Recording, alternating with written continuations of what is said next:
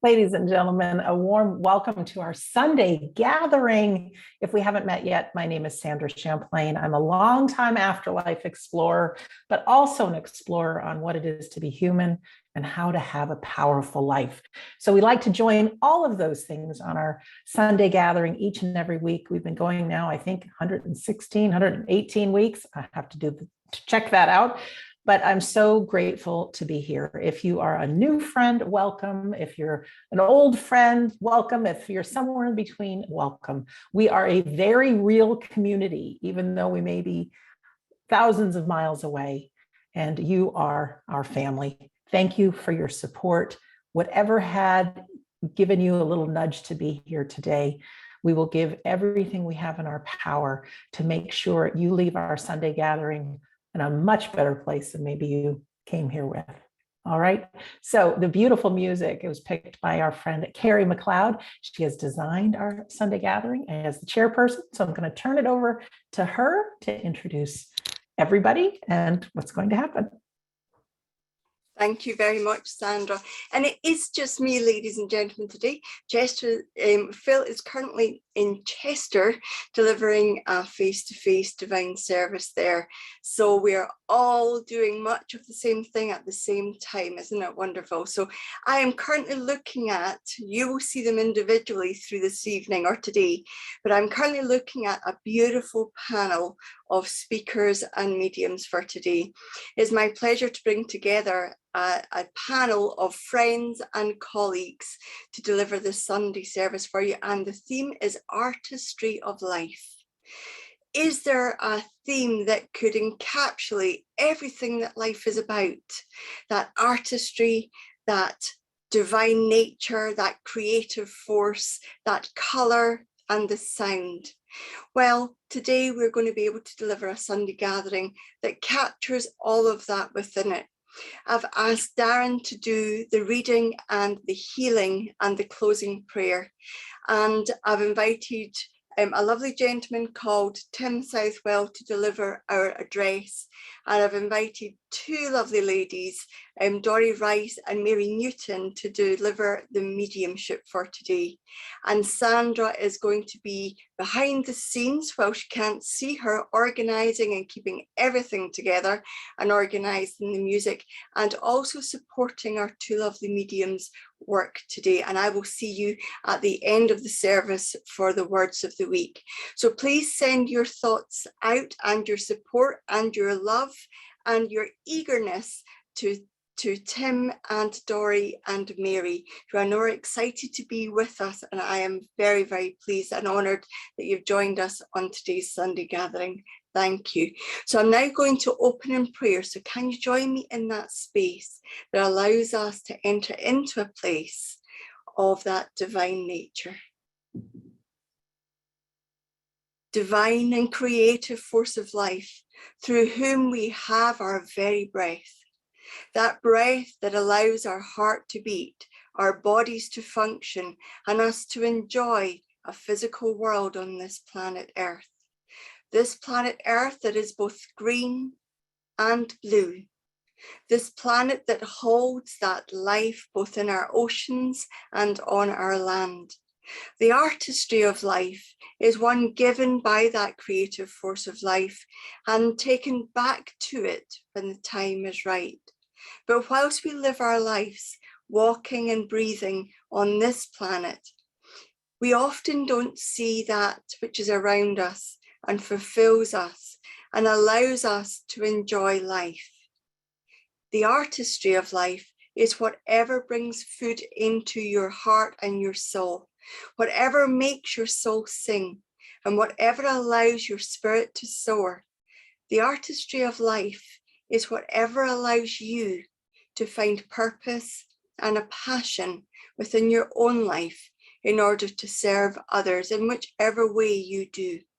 So for this moment, may we come together within that place, within this sacred space, to celebrate that artistry of life. Thank you. Thank you for that beautiful prayer and that wonderful intro, and for a great theme this week. And I hope you truly will all enjoy just as much as we're going to enjoy. I'm going to do this week's reading, but I'm going to tell you about an 87-year-old college student named Rose. Yes, you heard right, 27-year-old college student named Rose. The first day of school, our professor introduced himself and challenged us to get to know someone we didn't already know. I stood up to look around when a gentle hand touched my shoulder. I turned around to find a wrinkled, little old lady beaming up at me with a smile that lit up her entire being. She said, "Hi, handsome. My name is Rose. I'm 87 years old. Can I give you a hug?" I laughed and enthusiastically responded, "Of course you may," and she gave me a giant squeeze. "Why are you in college at such a young, innocent age?" I asked. She jokingly replied, "I'm here to meet a rich husband, get married, and have a couple of kids." "No, seriously," I asked. I was curious what may have motivated her on taking on this challenge at her age.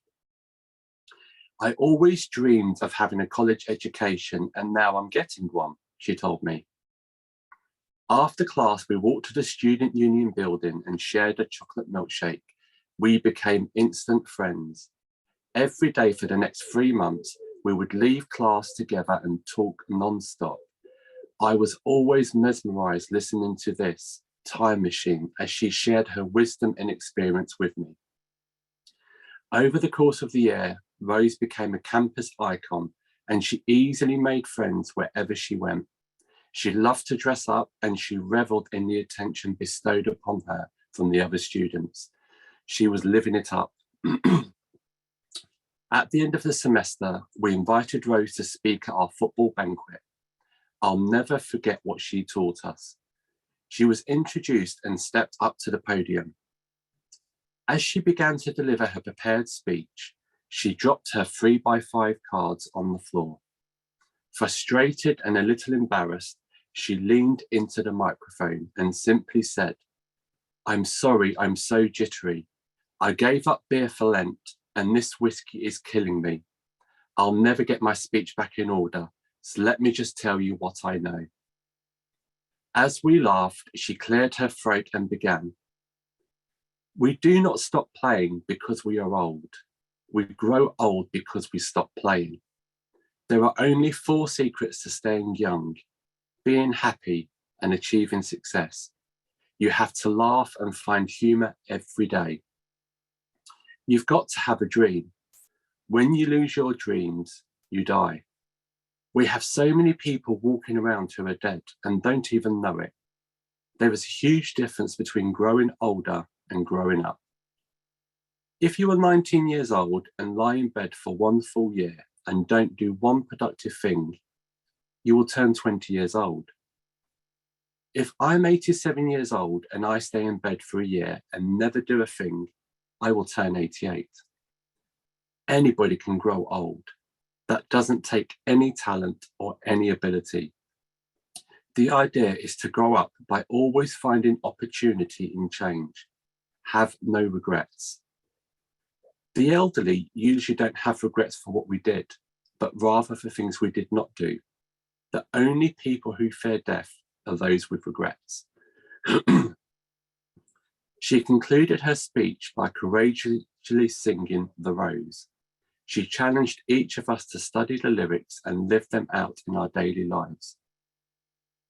At the year's end, Rose finished the college degree she had begun all those years ago. And 1 week after graduation, Rose died peacefully in her sleep. Over 2,000 college students attended her funeral in tribute to the wonderful woman who taught by example that it's never too late to be all you can possibly be. When you finish listening to this, please send this peaceful word of advice to your friends and family. They'll really enjoy it. These words have been passed along in lovely memory of Rose. Remember, growing older is mandatory. Growing up is optional. We make a living by what we get, and we make a life by what we give. So now we're all going to give collectively in that healing moment. And we're going to listen to a beautiful song, one of my favourites by one of my favourite groups. These Are the Days of Our Lives, which I'm sure many of you have heard from the group called Queen. And these certainly are the days of our lives. These are the days that we can truly make a difference. And what best way to make a difference than right now in this moment, as we come together collectively and send out that healing thought, send out that intent of peace and love. So as we listen to this beautiful piece of music being played, let's just send that thought and that intent of healing and love across the globe, as we all know it's very much needed at this time. Wasn't that a great song? Absolutely wonderful. And I do want to start off by thanking Sandra, Phil and Carrie, and Darren for this wonderful opportunity to speak with you. And I'm so looking forward to the presentation later on from Mary and Dory as well. So that's something to look forward to. The Artistry of Life just opens a door of so many ideas. So when I start thinking about that, the first thing that comes to mind is creativity. Creativity is the spark of life. It's the spark of artistry. And it starts with just a simple idea. And maybe we stir in a little bit of experience, add a bit of our own vision, lots of emotion. Living is lots of emotion for sure. And that creative jumble of things makes up the artistry of our own life. Now, I do like to deconstruct things.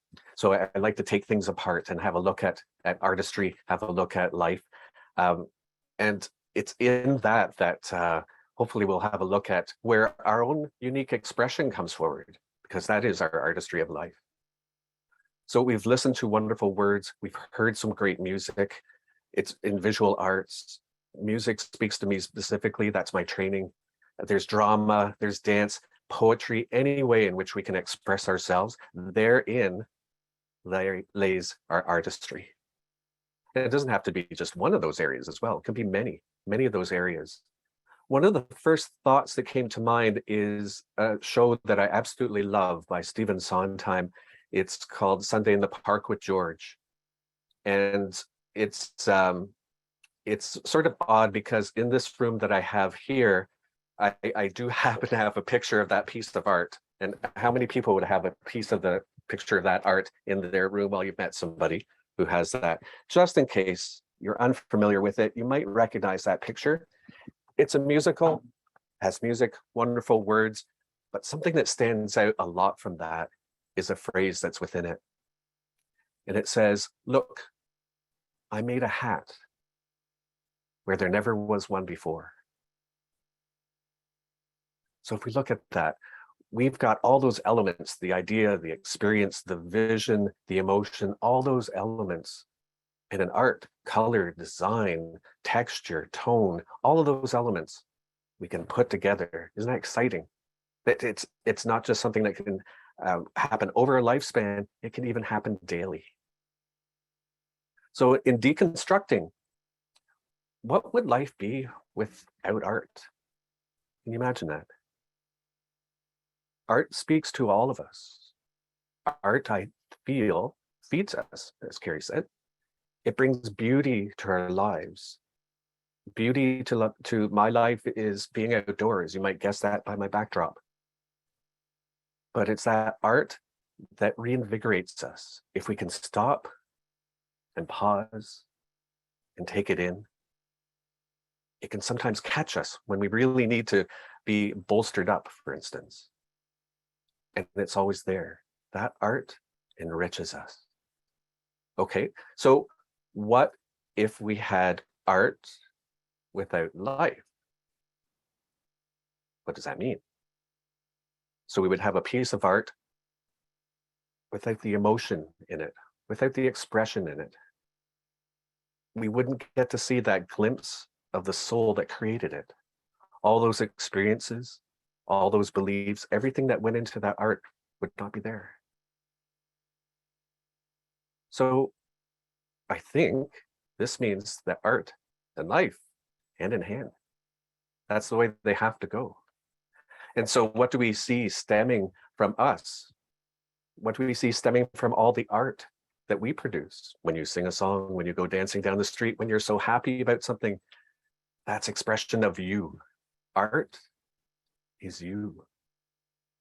And whether you're lifting up someone, bolstering them up, giving them an extra hand, or if you're putting someone down, if you're ignoring them, those little elements of you are also creeping into your art.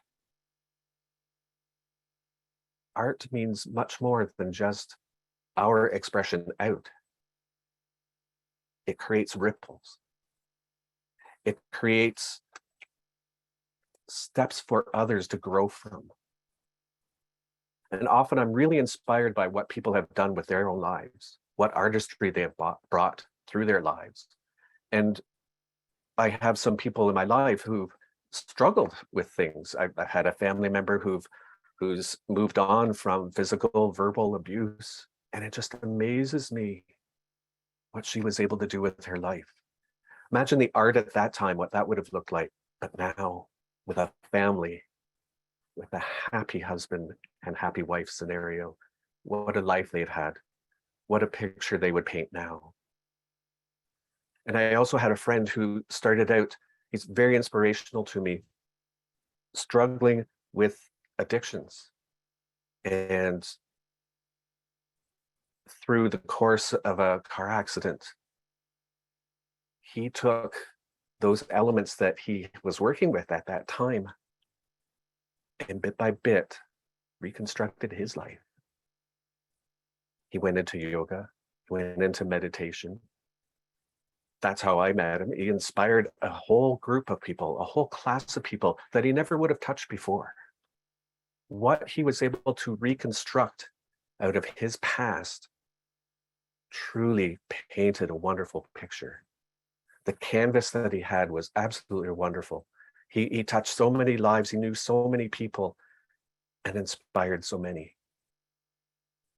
And that's what artistry does. It inspires us.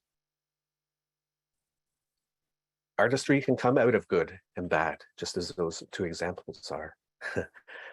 When I think of just this past week, Thursday was a wonderful day. The picture I would have painted there, the song I would have sung, the day went by so fast, it was wonderful. And then Friday, I was in a car accident. I was ill with eyes and teeth hurting, not from the car accident. Car accident was just a fender bender. But Friday was such a contrast. What kind of day would I have painted that? But I knew it was temporary. And instead, it's going to be weaved into my story, into that tapestry of wonderful Thursday and the Friday I'd like to forget. They will still make a lifetime of thoughts, stories, ideas. Sometimes, though, those Fridays are usually good, but that Friday, not so good. They make you wonder, where and how can I make my life sing? Where's the art gone? And I thought about that seriously. I thought about that seriously on Friday and Saturday, actually. And I was reminded of the divine spark. So when those clouds start moving in, when it starts getting darker and darker, what's left and what shines even brighter is that internal divine spark. Viktor Frankl, a Holocaust survivor, said, each of us carries a unique spark of the divine, and each of us is an inseparable part of the web of life. And that was just an exciting idea. So there's that spark idea. Not only that, though, we're not alone. We're in this web of life. So what do we do when we're not quite feeling that way? Like, oftentimes we're comparing ourselves to others. We sometimes think, I'm not good enough. What if the future plans I have don't work out? Or heaven forbid, what if they do? And that's even scarier. Where do I go for there? And I've been there too. There's times where you feel a little lonely, a little desperate, and you cry and you express and you swear sometimes, but then eventually you get to that quiet moment and there's no sound around. And that's when you really get to look inside and say, who am I really? What is it I want to do? I need to separate the ideas of the past that's been going on. I need to put aside for at least a moment my future worries. What's happening right now? That's where I can move forward from. It's like gathering all your crayons, all your pencil crayons, all your paints together right now. What painting would I make? Or in the sewing, what tapestry would I do? What piano would I sit at to play? It's just me. And it's just down to this one moment. In a previous life, you could say, previous career, I was counseling students and actually adults as well. And one of the big things I always felt was important was options. We always have those choices. We always have those options. It can sometimes be hard to see at times, but we're never really painted into a corner where there's absolutely zero options. We can sometimes choose not to act, and that in itself is one of the options. But it was important to get across to, especially a young one who hasn't had as much experience, that they may be thinking that this is the only route that they're on. This is the only way they can handle the situation. And you really can't make someone choose an option. They can talk to them and open up that there are options. And lots of times it's not just either this or that. Many times it's a wide variety of options that you can choose from. And it was also really important at that point too, when you're in that conversation, is to listen. And just listen. At the third time, just listen. They need to express. If you're in that spot, you do need to let that out. You do need to express. Ideas come to you. The creative mind starts working. It's almost like a little jump start, a little kickstart to that divine spark, because the ideas start flowing and they all start emerging. And whether you're a child, whether you're an adult, it doesn't matter. We're all sometimes in that spot, and we need to look at what kind of colors we can work with. What sort of blend do I want to add? What sort of hue and saturation will I add to my life, even though at that point it seems like it's pretty dark? And when you start looking at those pieces, those various options that you may have, start realizing that thinking about comparing yourself to others doesn't really matter. This is your piece of art you're working on. This is your own life, not theirs. You can make the choices. You've got some options. You may have tried something you've never tried before. And what about if I'm not good enough? You're the creator of your own unique experience, not somebody else. There's no comparison. There is no good. No, you can't say it's not good. You can't say necessarily it is the best idea ever. It's your idea. It's best for you. And what about the idea, what if I fail? What if I can't go beyond this? What if I tried something and it's all crumbled around us? It's in those options that you can start looking at the tone, the color, other ideas. So what if you fall? So what if you trip up now and again? That's okay. We learn actually a lot more when we do trip and fall. And if we succeed, that's not scary. You've done it before. Sometimes we worry about how successful we might be. Well, imagine where you are right this moment. You've had a number of successes getting there. The big question comes to, are you willing to take that risk? Are you willing to step out of that zone? And it may be tough, but it also can be quite hilarious. You don't have to worry about pushing yourself, being made a fool of. I can think of an example that's artistically related. Generally, I'm a quiet kind of guy, but I went to an event where it was theater and drama, and I thought this would be fantastic. I will really dress it up because everyone else there will be dressed up. Nobody else there was really dressed up. So there I was in my tails. I think I even had a cane at that point. It was like steampunk, and yet everyone else was ready for the awards ceremony. So you just live with it. You just go with it. Did I survive it? Yeah, I absolutely survived it. It was a little awkward, but I can tell you there was a lot of fun, a lot of dancing that night. So if you look at options, there's lots of ways that you can create new elements to whatever your life is, whatever your art is. It's that divine spark. We draw on that central point within ourselves. It's our spirit. It's what brings us to life. And if you think, what might be your divine spark of today? Is it a red divine spark? Are you feeling nice and strong? Is it maybe a green spark? Are you feeling like everything's good? Everything's in balance. Maybe it's a blue spark. You're very expressive today. Whatever it is, that divine spark may shift colors. You never know. But that divine spark is within us. We need to find it in those moments. And it's from that source that our artistry emerges. So, you masterpieces of creation, what are you doing about your artistry now? Are you adding depth? Are you taking your memories and adding a little bit of shape and design? Are you looking for happy moments to add a bit of color and excitement to it? Think back at that quote. I made a hat where there never was a hat before. I made a life that is unique to me and it is well worth living. And that's my piece of art.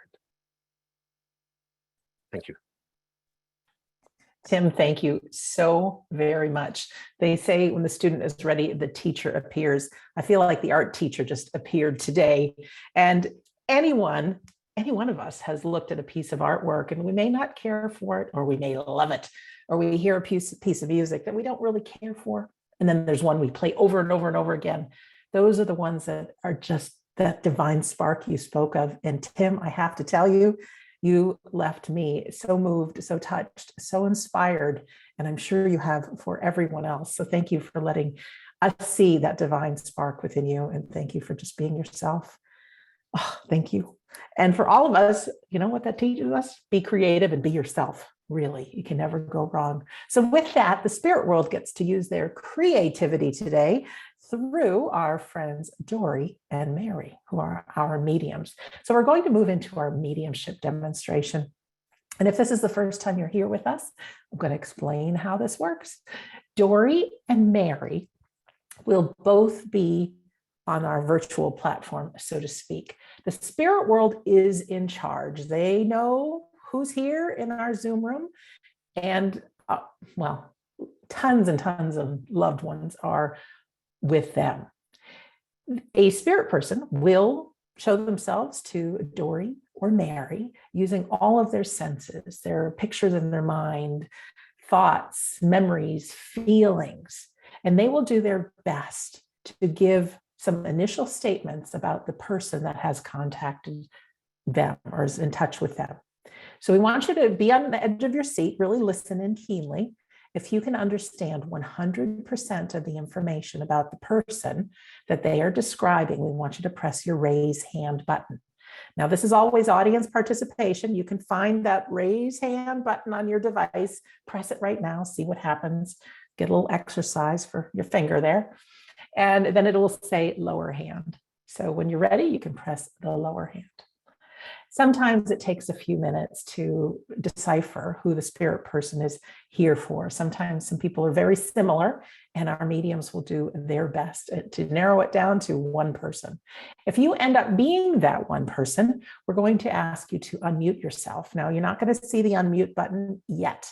takes me doing a little magic on my side for that to happen.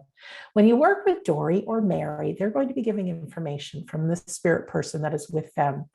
All we need you to do is say yes, as in, I understand what you're saying. No, as in, no, I don't understand, or I don't know. Just those three things. Let them do the work with the spirit world.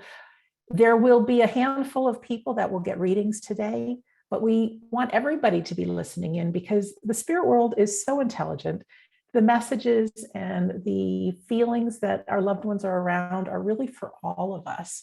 And these wonderful people have stepped forward on behalf of all of us. So don't be disappointed if your loved one doesn't come through. They are right here with us, supporting the spirit world on these messages and on this interaction. It's really quite beautiful. And Dory will be working first, but before she comes up, we'd like to play a piece of music. And it's just a feel-good piece of music every week that we listen to. We want you to sit back, relax, feel good. If you want to think about your own artistry of life, if you want to imagine your loved ones surrounding you right now in the room you're in, they're already here, but you can imagine it. If you want to sway back and forth and sing along, you can do that too. But just put all the heavy duty thoughts somewhere else. Just be present, just feel joy, just feel love, and feel a little creativity and magic. So I'm going to go ahead and play our music here, and then we will be back with Dory. Oops. Fun song. I don't know if anybody else dances in their seat like I always do, but feels good. So we're going to welcome Dory first of all. Hi, Dory. Oh, we need you to unmute yourself, my friend.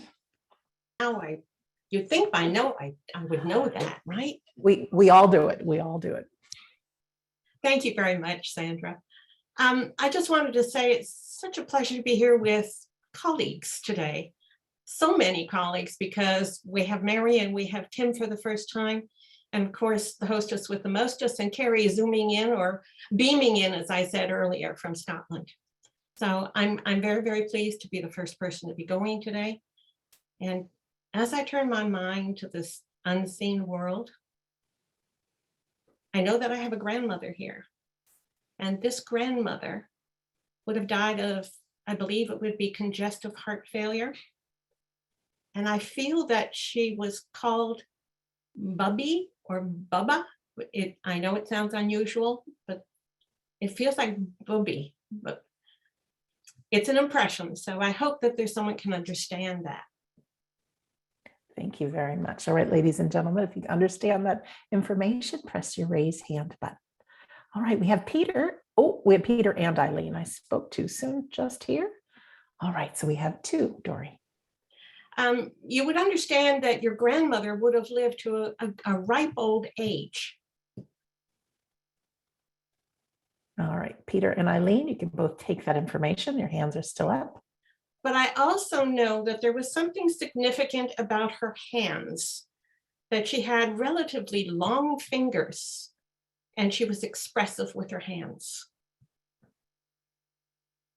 Okay, we have Eileen and Peter, you just keep listening in if you would, please.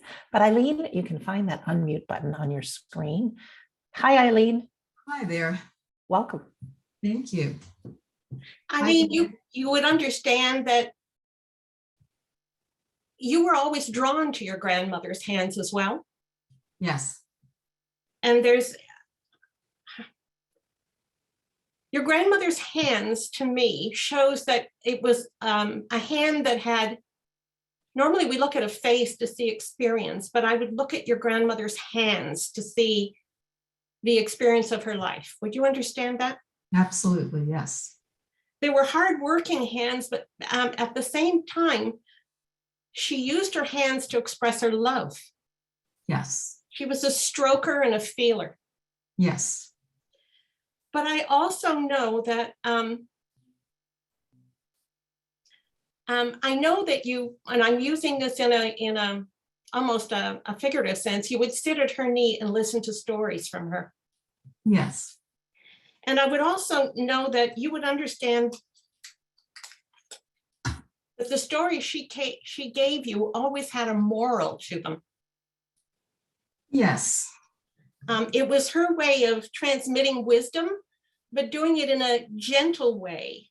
I know that she didn't like to lecture, but she came across as letting you know that you were getting a little piece of wisdom given to you. Yes. And you did understand, did I say that correctly? Was it booby or booba? Bubby. Bubby? Okay. Yes. And I know that this is more than a nickname. Am I correct? Yes. Okay. This is from another language, I understand? Yes. Okay. I know too that there's a lot of history that she passed on to you, and I'm not talking in the way of stories, I'm talking about history, Yes. and that a lot of it was tragic, Yes. and that she, even though there was a lot of tragedy that she transmitted, she felt that it was necessary for you to know the history. Yes, absolutely. Would you also understand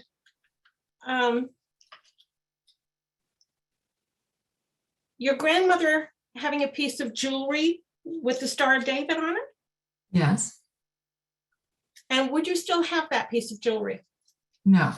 Okay, but it has remained within the family, correct? Yes. And I know that she would finger this when she talked.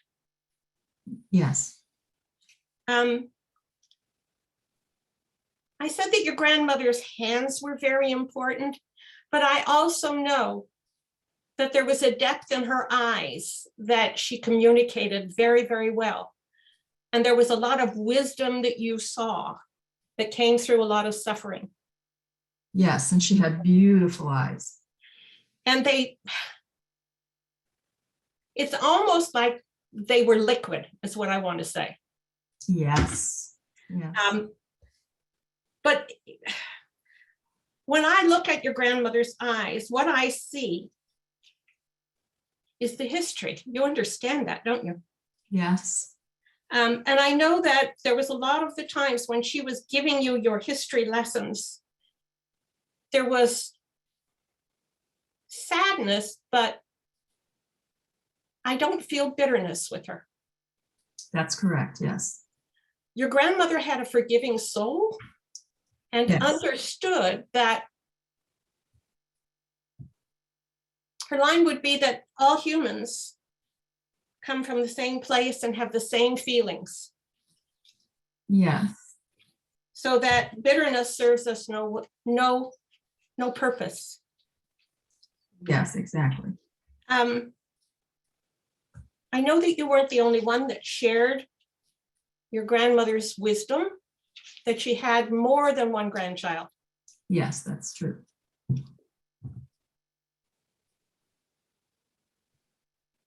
Yes, absolutely.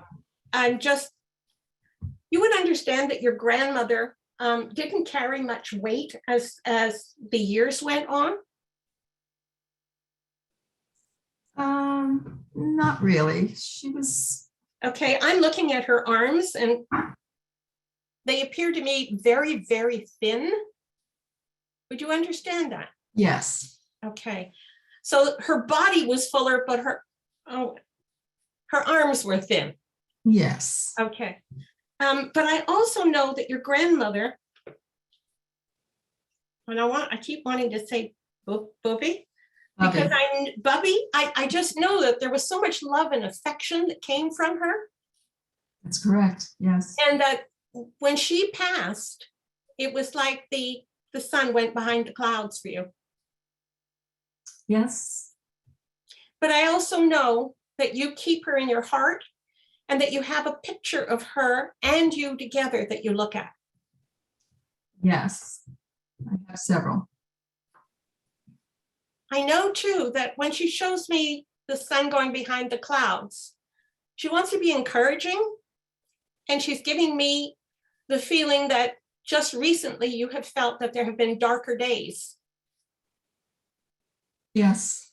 And that she comes with a message of hope and that idea that there is no bitterness to be had in your life. Yes, I understand that. I'm going to leave her love with you and say thank you for allowing me to bring her through. Thank you so much. That was so beautiful. Thank you. Thank you. Thank you, Eileen. Thank you, Dory. Okay. Now, I have a brother coming forward from the unseen world.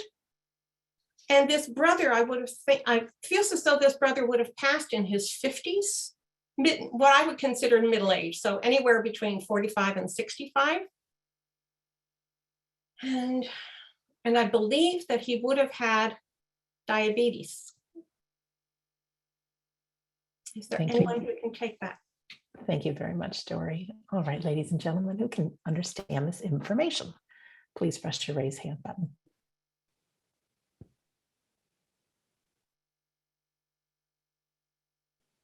No hands up just yet, Dory. Okay.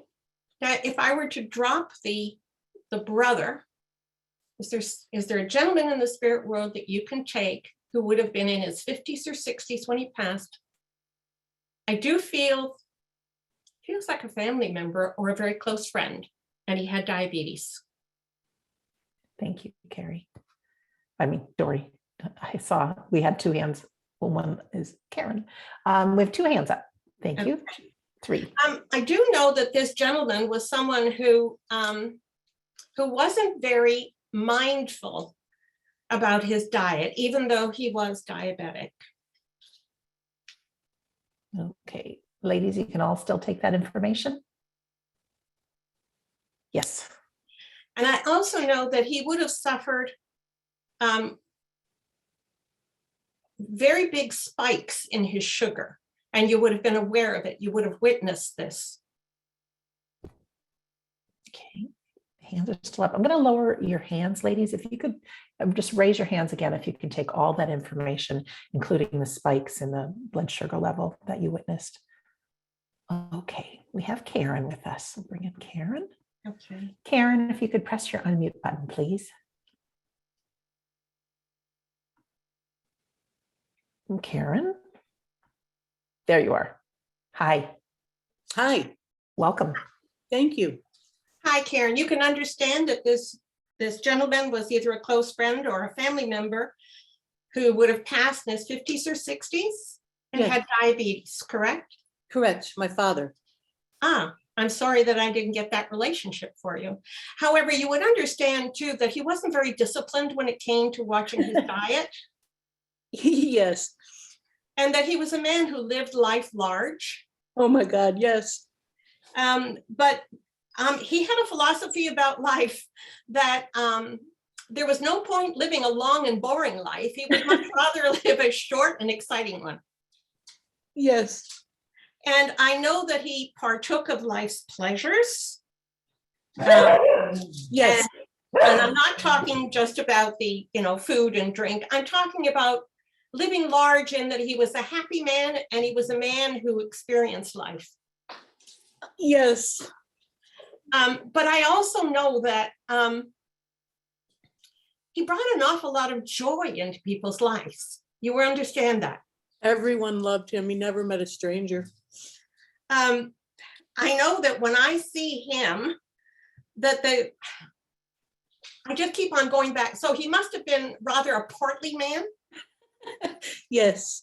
Because when I say he lived life large, I got a real chuckle out of that one. So I know that he was making reference to his, I'm going to say corpulence. Okay. He was a big man. Yes. And he would have made an absolutely super Santa Claus, both in build and in his demeanor, because, he loved children too. I know that. Sorry, dogs. That's quite all right. I know too that I said he would love to be a Santa Claus because not only his demeanor and his build, but he loved children too. He did. He loved children very much. And I know that, would I be right in saying that your father was a prankster as well? Very much. Yes. And so you never knew what you were afraid to walk through a door in case a pail of water landed on you, or, he was just a joker. He was. Yes. He had a great sense of humor. But I also know that family meant a great deal to him. Yes, very much. He was, you talked about friends were just people he had. I'm trying to think of that expression that people are only friends you haven't met yet. Correct. And your father, though, and I don't want to even call him father, I want to call him dad or daddy, because there was that warmth to him. I know that your dad would have been one that he didn't just have friends. He had friends, and he had acquaintances, and he had pals, and he had best friends, and he was really, really well known. He was truly beloved. We were surprised how beloved he was. At his funeral, there was standing room Standing only. room only. Yeah, I was going to say SRO for sure. I know too, though, that people might have thought, by the way, your dad was such a happy man, and there was everything looked like on the outside, but he wasn't always that way. Would you understand that? Oh, yes. That he had a very serious side to him, and that when things were tough, he used humor Yes. to cover it up. Yes. And I know that he had some disappointments within his working life. Yes, he did. But he paused for a while, but then took it in his stride. Yes. Your dad was not a man who, on the outside, let things get to him too much. He didn't like to express unhappiness. Right. I know too that that was one of the reasons that he did not take his diabetes very seriously. He loved to bake pies. Oh my gosh, coconut cream. Yeah. Yes, I understand that. But I also know that your dad was a man that wanted to spread happiness and didn't want to spread anything other than that. And that you did witness when he had a reaction and started perspiring greatly. Remember that? Yes. And you were very, very alarmed. Yes. And I know there was shortness of breath, and that I know that he was feeling heart palpitations at the same time. You would Yes. understand? Yes. And I know that when your dad passed, it was almost sudden. Shockingly sudden. And so unexpected that it was, the light went out. It's like the light went out. It's the only way I can say it. Yes. I know too that there is such a similarity in the two of you in how you handle difficult times. That your dad is showing me that you also put the best face on everything. Learned it from him. And that nowadays this has been something that's been difficult to do, but you are remembering your father. Yes. And remembering how he handled the difficult times. Sing a song. So your dad comes forward always to remind you, live life large. And I want to say thank you, Karen, for allowing me to bring your dad through today for you. Thank you very much. Thank you, Karen. Thank you, Karen. Thank you, Dory. Okay. And Dad. Let me see.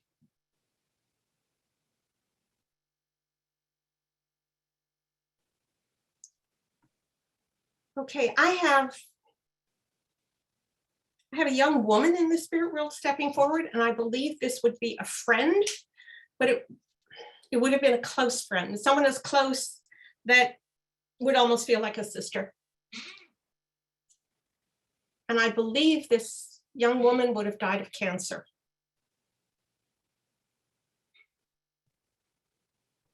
Okay, ladies and gentlemen, if you can recognize this information, go ahead and press your raise hand button. We have 3 friends with their hands raised, Dory. Okay. I know that this young woman, as I said, would have died of cancer, but I know that it feels like breast cancer to me. Okay, I'm going to just lower your hands. Quite a few hands went up, and if you could raise them again, even if you think it's raised, just double check. A good friend who would have been like a sister to you and who would have passed, I believe, with breast cancer. Okay, all hands went down. So if you could press your raise hand again. I think I was too fast on my buttons here. I think I lost everyone, Dory. Okay. Could be my Then fault. if it was not breast cancer, it would have been something in the in what I would consider like the pancreatic area, liver, pancreas, in that area. So what's that, torso? Torso. Okay. And I know that it was a quick passing between the time of diagnosis and the time that she passed. It wouldn't have been a year. Okay, thank you very much. We have Beth, Donna, and Katie with their hands. Beth and Donna now. Okay. And I know one of the people who have responded here can accept knowing it's a very common name, but a David, a friend who is a friend or a family member who is a David. Both hands remain up. Okay, it's too common a name, I think.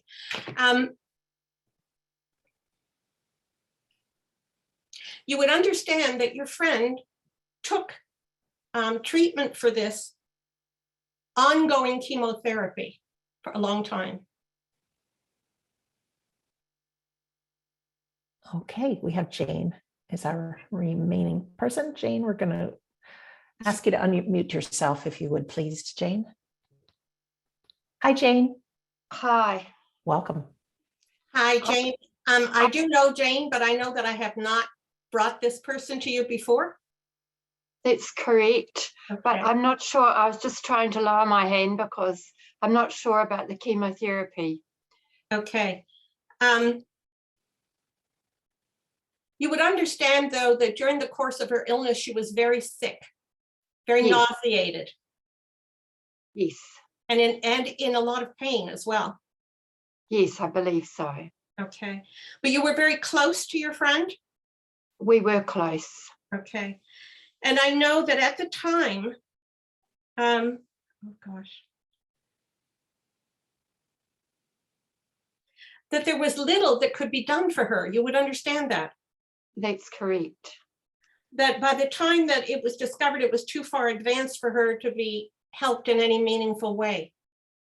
I don't actually know that. Okay.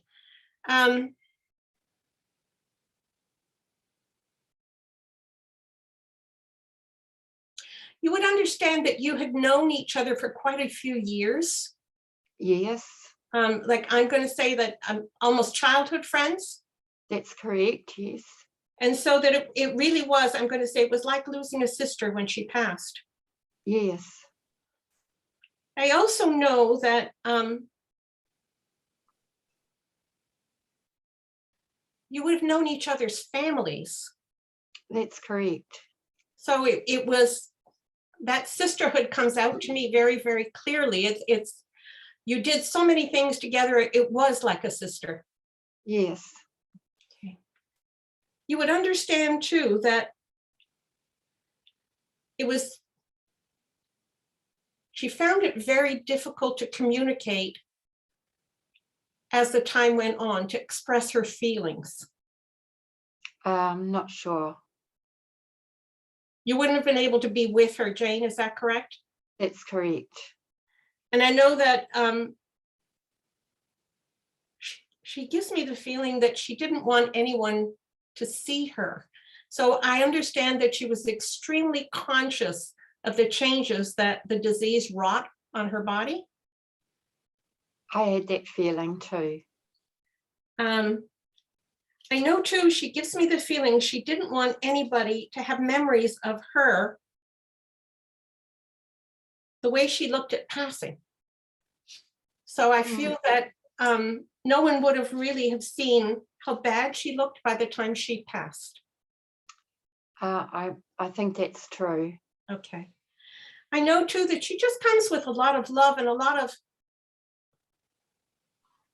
she's coming with a lot of energy, Jane, and you would understand that. Oh, yes. Yes. So I know that as she lost energy, she just wants everybody to know that you hang on to life with every little bit of energy. And I'm going to use Tim's word, the artistry or the art and the creativity, that even if you deconstruct life, it's so wonderful. So I know that there was sadness, but at the same time, a great deal of appreciation for what she'd had in her life. And I know that you understand that. I understand that. I'd like to thank you, Jane, for allowing me to bring her through. Oh, thank you, Doris, so much. Thank you, Jane. Thank you. Thank you, Jane. And Dory, thank you, thank you, thank you for your commitment to spirit world and humanity. Thank you very much for allowing. We love it. And disconnected fast there, or unmuted yourself. Now we have bright and early in the morning, Mary Newton. Hi, Mary. Good morning. Good morning, everybody from New Zealand. It's wonderful to be connected again with this amazing group of people. I am aware of a gentleman here. I feel this gentleman is a father, and he's standing beside, it's like a V-dub van. The old V-dub vans has been turned into like a camper van. There's like beds and camping equipment, etc., in the back of the van. Is anyone aware of this gentleman, please? Thank you very much. Love to see this van haul. All right. Can someone understand this gentleman in the spirit world standing with his VW van? It's decked out with camping things. No hands up just yet, Mary. Okay. I'll take away the father. I feel definitely a gentleman is definitely with his van. This van was his pride and joy.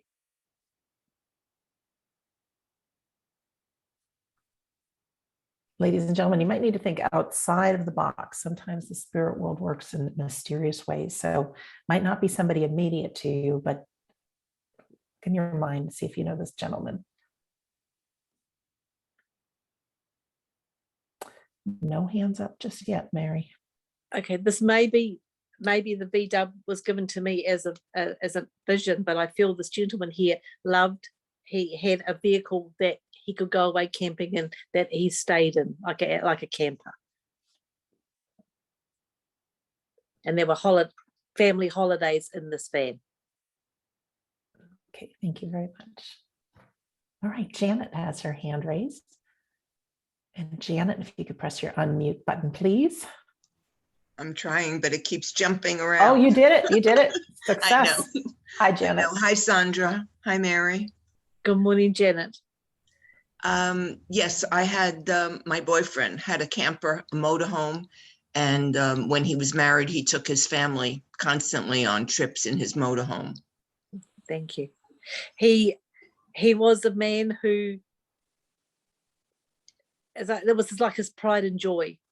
Yes. And I feel very strongly connected to what it did for him. I feel like it was like his go-to place in times of stress and worry. Yes. Just get away. Yes, I hit do. the road. Hit the road. Yeah, that was him. Hit the wrong pony. I feel the size of vans graduated as he became more financially able to purchase better vehicles. Yeah, he loved vehicles, and yes, he did. There was a very much loved the open road and the freedom. Yes. And I feel he told you tales around this. There's tales around this, stories of what he used to do. Absolutely. Where he used to go. All his adventures, yes. And I feel you have seen pictures of where he's been. Oh, yes. And I feel it's almost like there were a few horror stories as well that he laughed about afterwards. Yes, his army stories. Yeah. He was, I feel at times a larger, you knew him as a larger than life character. I could take that, yes. but also this flip side of that, there are times he could be very quiet and Oh, yes. pull into himself, and that's where he would tend to get in his van and just drive. Yes. Yeah. And smoke his pipe. He was a man of what you saw is what you got with this gentleman. Okay. And that he was honest and upfront. And you knew him as honest and upfront. Absolutely. And I feel there are times where he, during his driving, he came into contact with people and animals. I'm not sure. I wasn't always on his trips, but yes. But where he could, he would care. Like if there was somebody injured, he would stop and help. I guess yes. Yeah.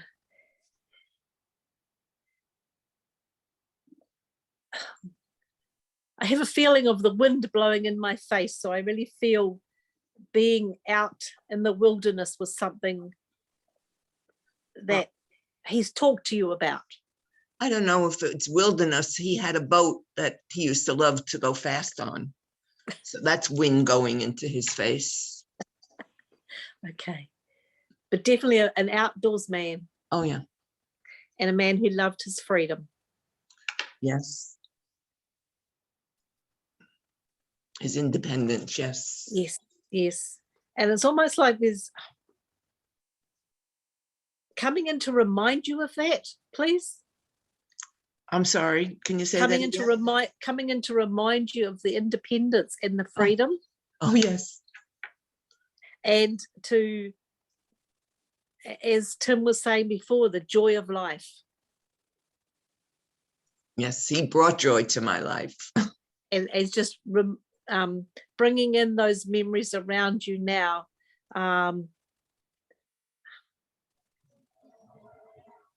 And it's almost like I just want to wind down the windows and just feel the wind in my face and just go for it. Yes. Yeah, and it's coming through with lots of love, and yeah, the windows are there. I feel like the windows are down, the wind's blowing in my face, and there's a happy smile and a song in my heart. Yes. Yes. I will leave that memory with you. Thank you very much. I thank you so much for the joy you give me for this 5 minutes or so. Thank you so much, Nair. Thank you, Janet. Thank you, Mary.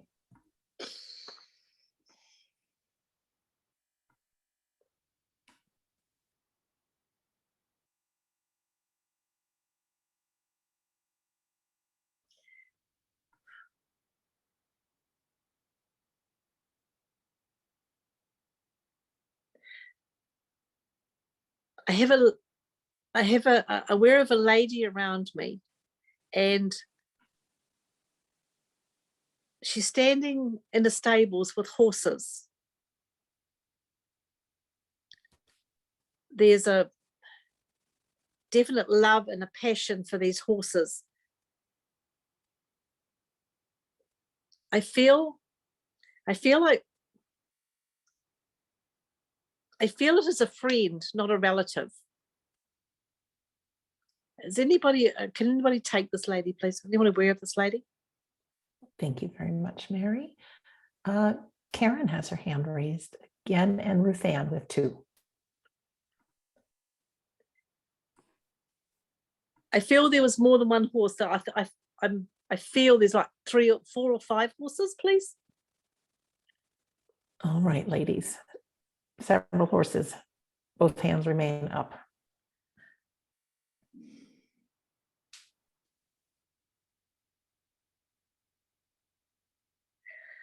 I feel this lady was not tall in stature. She was quite short in stature.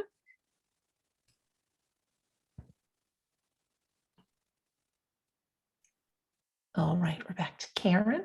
Let's bring Karen in, and you keep listening, Ruth Ann. Karen, if you could press your unmute button again. Hi. Hi again. Welcome back. Thank you. Karen, I feel there were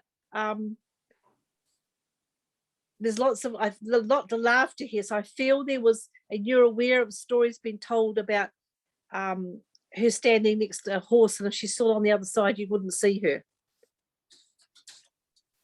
Yes, yes. But this lady, she lived for her horses. Yes.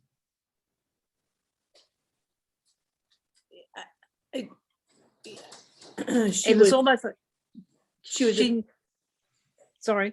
if it is she was a very famous person in in the horse world. Okay. If it's she, I don't want to take this away from someone else. I feel this lady, there are times when although she had a house, she would live in the barn and sleep next to her horses. Well, and she lived and breathed them, that's for sure.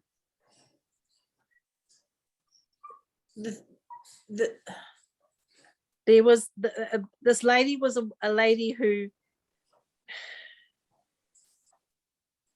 at times I feel like she had a family, but her family always came second. The horses always came first. Oh, yes, yes. And she was very particular about who rode these horses. Oh, yes. It was like, in fact, I feel not a lot of people, and one horse in particular, no one else rode but her. Yes, that's true.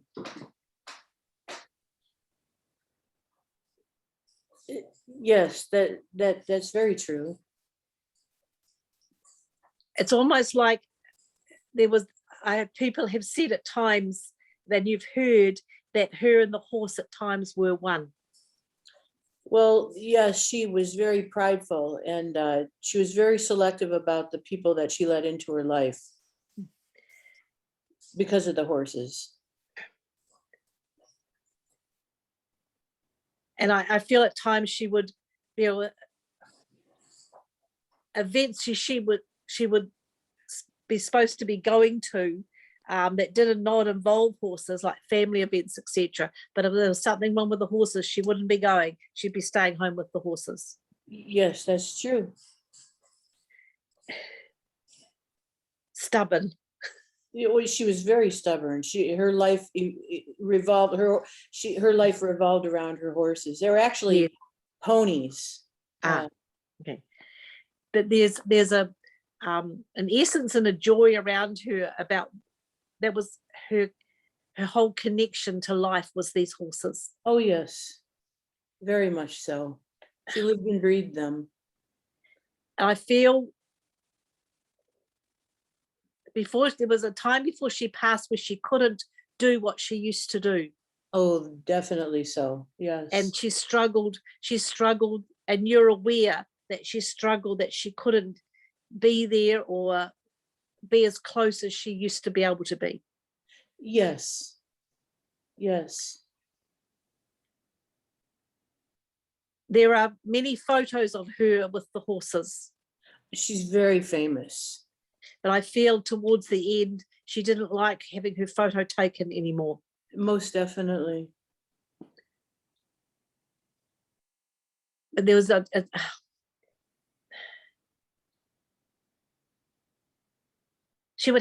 people would come to her for advice around their own horses.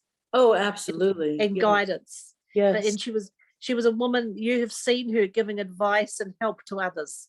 She held court at the horse shows. People gathered around her. Everyone wanted to be with her. Yes. And it's like, I feel she's coming in around you now, and I feel like she's coming into there's things going on around you at the moment, and I feel like she's going. She was when she rode. She stood. She may be short in stature, but she stood tall. Her shoulders were back. Her chin was up, and she was very magnificent. Yes, that's true. And it's almost like I feel like reminding you to remember that magnificence. Oh, wow, that's very interesting. The shoulders back, the chin up. Confidence. Confidence, yes. That's who she was. Yes. I mean, she was, some people said she was arrogant. She was so confident. Yeah, yeah. But she walked the walk. Yes. And she's reminding you also walk your walk and to keep going. Huh. Well, thank you very much. I'm surprised. I had an earlier, I did ask everyone that I could think of to come in. So, Well, so thank you awesome. very much. So thank you for allowing me to share that with you. Sure. Thank you. Oh, Thank you. Thank you, Sandra. Thank you, Kerry. Thank you, Dory. Thank you, Tim. Thank you, Darren. Thank you, Mary. Community. Thank you so much to Mary and Dory for a wonderful display of our mediumship, and to Tim as well. You know, ladies and gentlemen, it's one thing to practice these things one-on-one, but to put on a world stage in front of 100 or 200 people, you get nervous. And also to try to set aside those words, because your commitment to humanity and to the spirit world is so much more important. So you guys, you're amazing. And I was just thinking for our announcements this week, first of all, the spirit world, our friends, our family, they're very much alive. And as Tim was talking about the artistry of life, it is sad when we have someone depart this earth before their time, but rest assured, we get to still keep creating the other world. We can keep doing what we want to do. I live to sing, so maybe I'll do that there. But as a human being, when we come into this earth, we don't get a guidebook or any instructions really. And I've come to find out through the several years working with Scott and Darren and Carrie and Phil that there is something that we can do to kind of tune in. I mean, you can see Carrie and Phil and Mary and Dory on a weekly basis. They seem to turn somewhere to the spirit world, or maybe you've witnessed Scott Milligan on a Friday doing a demonstration of trance mediumship, and he seems to go down into himself. And maybe you've experienced meditation or sitting in the power, or you send out some healing. Well, there's a very important tool called the altered states. And I think, you know, I've been delighted to be able to work with these guys to learn about them, but it's just a really great way to plug in to the unseen world for so many different things. Carrie and Phil are doing a 5-hour course this weekend on Saturday called The Altered States. And if you want to get the edge in life and maybe get through some of the blocks and know how to use these different states of mind, I highly, highly suggest it. If you can't join us live, of course, you'll get the replay. Also coming up on Tuesday, we have 2 Sitting in the Power hours with our friend Scott Milligan, 8 a.m. and 5 p.m. London time. You get the replays as well. We're back with Scott on Friday for In the Arms of Eternity, where we start with Sitting for Healing, followed by what's always a really special conversation with a friend in the unseen world, where you can ask questions about life and death and the afterlife. Our new classes have been announced for July. If you want to come aboard, we welcome you. On Mondays, you're with Scott Milligan and myself for Trance in the Altered States. Tuesdays is a brand new course called Psychometry and Other Psychic Tools, you know, where you can get an old pair of glasses or something that belonged to someone else, and so much more. That's with Carrie and Phil. On Wednesdays is Psychic Development class. That's your first entryway into mediumship. We learn to work soul to soul with a human person. And then on Thursday, we have our Mediumship Thursdays, where you use that psychic skill and then you turn it to the spirit world.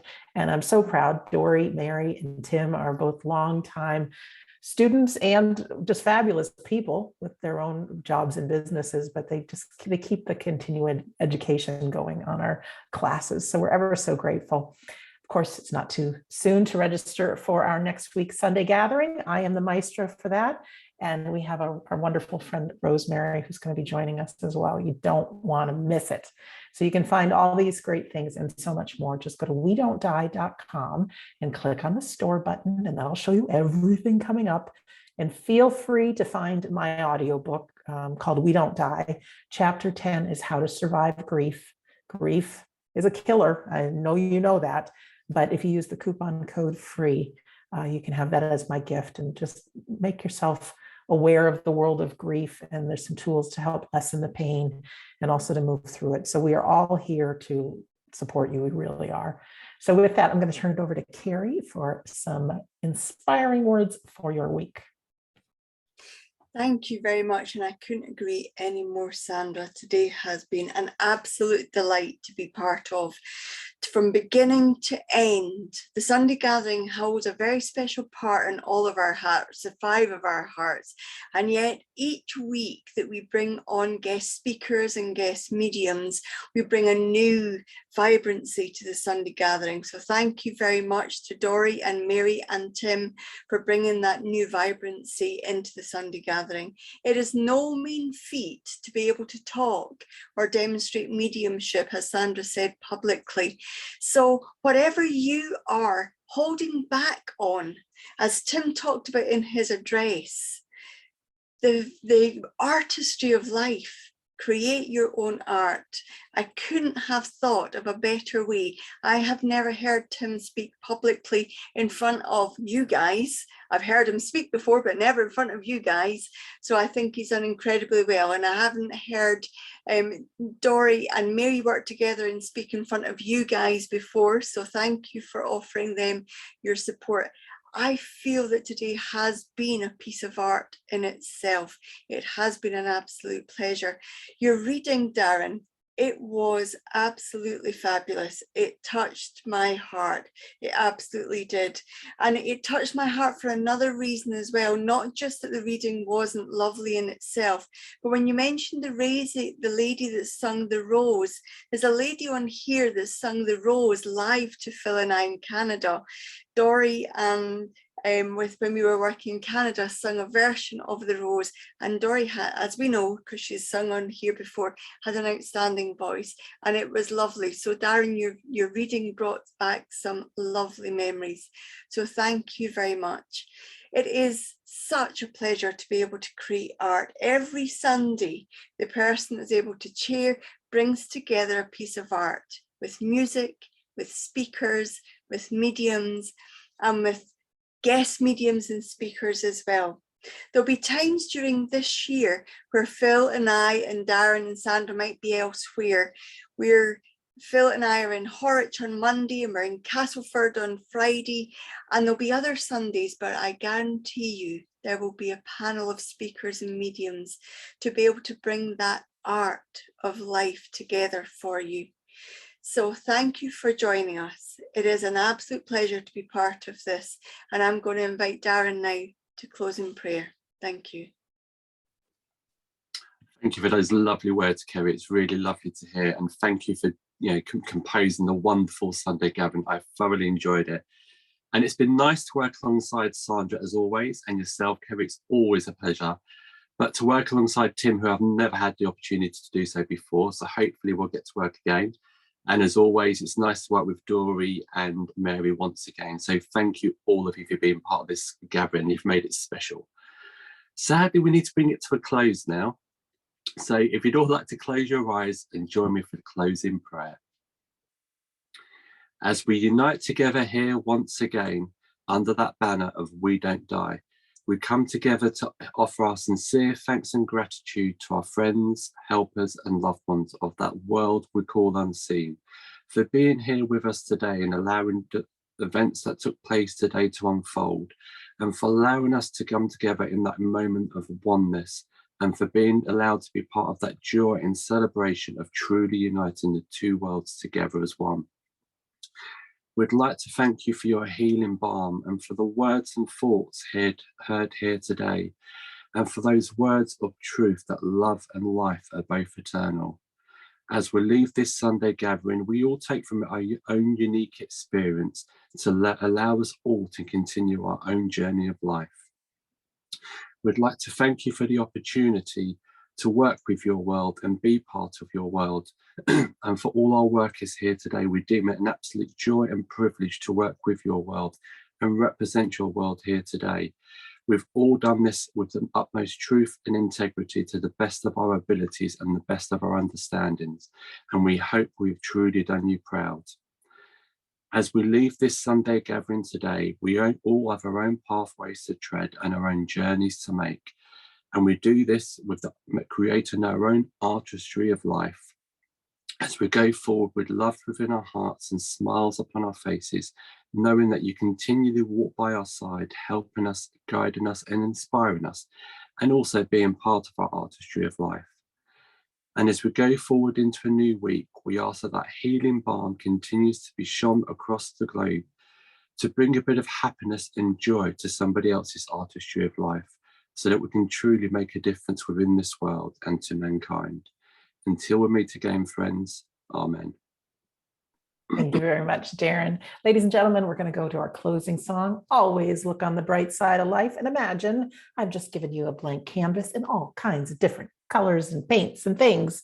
First, you want to admire the work that you've already made, because you have plenty of beautiful murals that you've created, but you're not too old to continue creating. So let's think about what we're going to create as we listen.